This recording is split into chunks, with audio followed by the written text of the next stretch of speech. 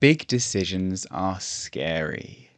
We often put ourselves under so much pressure to get it right that we become so afraid that out of that fear we're unable to act and actually make a decision.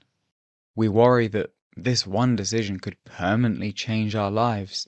So what if we get it wrong? And that's fair. It makes sense to feel anxious about big life decisions. They're important. And it's also true that these decisions don't necessarily have to be as terrifying as we often think. Here are some pieces of advice if you're stuck with a big decision in your own life. First things first, you need to realize and accept that you're the only person who can make this decision. You can get advice from other people, people that you trust, but ultimately, the weight of the decision and the consequence of the decision and the responsibility for making the decision is yours. And that can feel quite scary because it's like, I don't know what I'm doing and I don't want to get it wrong if it's so important for me. But fortunately, you know yourself better than anybody else. So actually, you're in a very powerful position to make this decision. A lot of big decision making is actually just listening to what our heart and our minds are already telling us. And most of us, unfortunately, aren't taught how to properly listen to ourselves, let alone get in touch with and trust the innate wisdom within our hearts and minds. So here's some suggestions for how you can get in touch with these powerful decision makers that you already have. A wise place to start is to check in with both your head and your heart. If you're like most people, you probably over-rely on using one of these. You might over-rely on thinking or on feeling to make your decisions. So it's really important that you check in with the opposite one than what you normally do. If you normally try and use your head to rationally think through a problem, then try using your gut.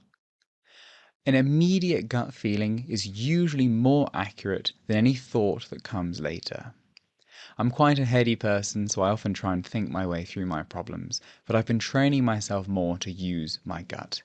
And in this process, I've often found that I might have an initial gut feeling, but then my mind immediately comes in, thinks a thought, and I struggle to differentiate between them. It takes a little bit of practice to really get in touch with what you're feeling inside of yourself. One trick to try and practice getting in touch with this gut feeling, which may also help you make your decision, is to practice making the decision. Flip a coin or roll a die, depending on how many things you're trying to decide between. Let's say you're trying to decide between two things, so you can just flip a coin. Heads is one option, tails is another option, and you go with whichever option lands face up. So flip your coin, there's your decision. How do you feel about it? Do you feel relieved or anxious? Is it a hell yes or a maybe?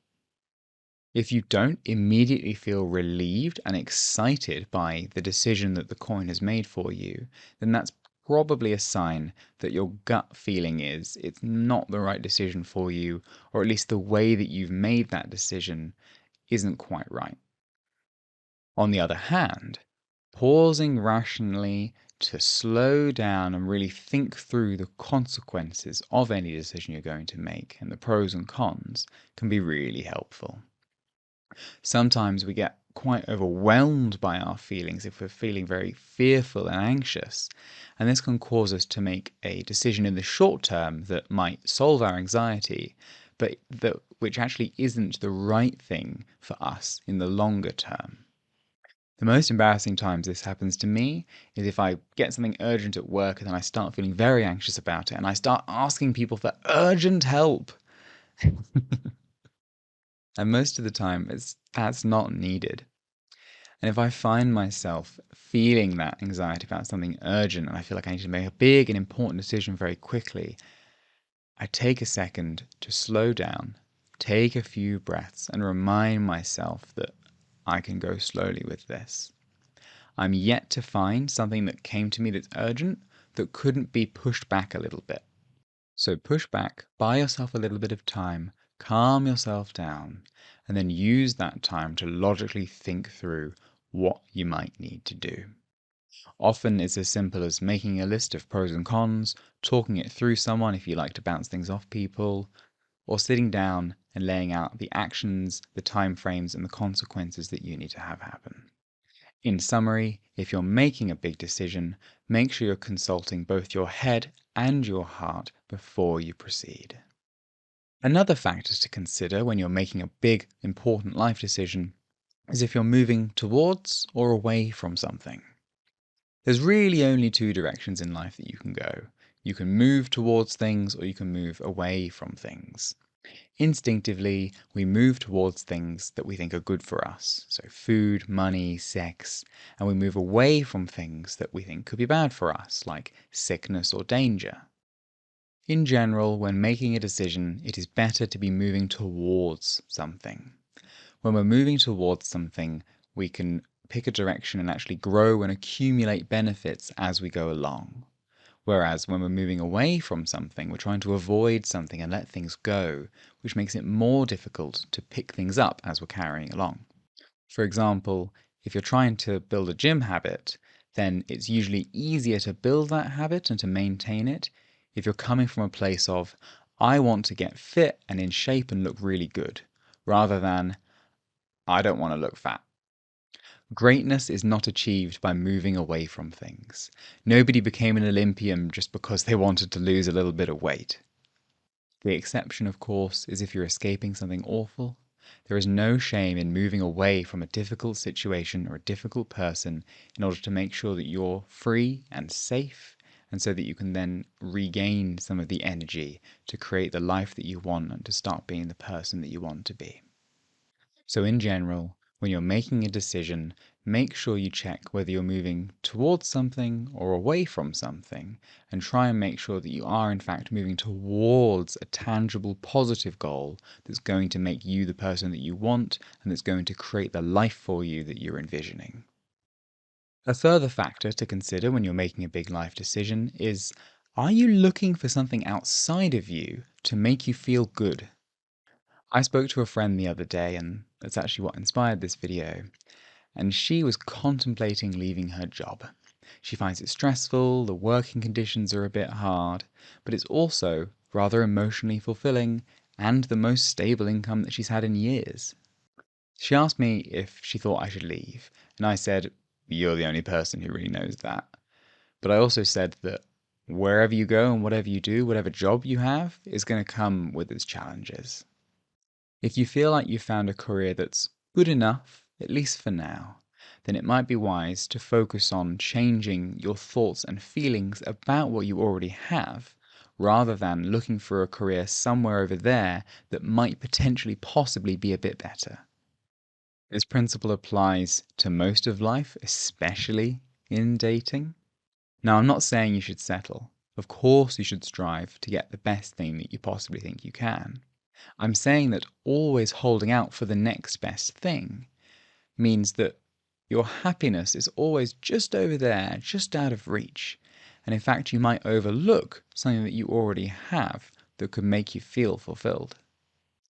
True happiness is only ever found right here, right now, with what we already have, regardless of whether what we have is our perfect idea of what it should be. Moreover, the act of looking for something outside of yourself, a job, a partner, a house in a different country, to fulfill you on the inside, is inherently doomed to fail. There's a common saying that wherever you go, there you are. And this means that wherever you are, wherever you physically are, whoever you're physically with, you bring along your thoughts and your feelings. You can't escape yourself. Yes, your life circumstances are very important, and you need to make sure that you're in a safe place and that you have enough of what you need and that you have nice people around you. But there comes a point, and if you're watching this video, then you probably have the resources to be meeting this point, that it's not your life circumstances, but actually the thoughts and feelings that you cultivate and create around it that really start determining your baseline level of happiness. So if you're making a big life decision, make sure you check in to see if you're looking for something outside of you when you make this decision that will finally make you fulfilled. Of course, you're probably making this decision because you think it will improve your life, but just check that you're not pinning your happiness on something outside of you that's probably outside of your control. And also check that you're not overlooking something already brilliant that you might already have. And finally, here's some guidance on minimizing your general anxiety whenever you've got to make these big decisions. Most anxiety is a helpful message from the past that has become detached from its original source and is now being applied to your present situation. In other words, a lot of anxiety comes from old feelings that can lead us to catastrophize things in the present.